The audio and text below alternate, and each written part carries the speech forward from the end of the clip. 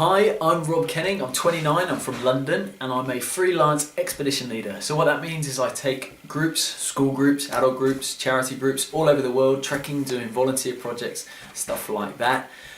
So as you can probably tell, what I'm really interested in doing is the adventure reporter role for the tourist program. Actually, I find myself today not in London, but in Edinburgh, staying at my brother's flat because I'm about to head off with a Scottish school to Peru for an expedition. So timely moment to do a little piece to camera about adventure.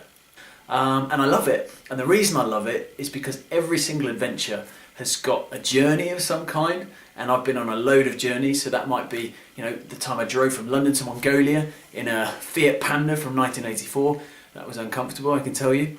Or canoeing down the Belize River for 4 or 5 days, through to a high altitude desert trek on the Tibetan plateau, which again was a little uncomfortable after a bit of altitude sickness. So loads and loads of journeys. And I think that another really important thing for me in any adventure is a sense of challenge. Now that could be a physical challenge, like a sponsored walk, like I did a 55-mile sponsored walk with my brother just a couple of years ago up in the Scottish Highlands, through to a multi-day jungle trek with all the leeches and mosquitoes and getting sweaty and horrible, or maybe like a psychological challenge. So for me, I absolutely hate heights. I've got a real deal with heights. I'm a bit pathetic, which surprises a lot of people, being sort of a rough, tough expedition leader, but heights is not my thing. So jumping out of a plane a couple of years ago up above the heights of Cape Town in South Africa was certainly an insight not to be missed by anybody that wanted to laugh at me. But I think finally, and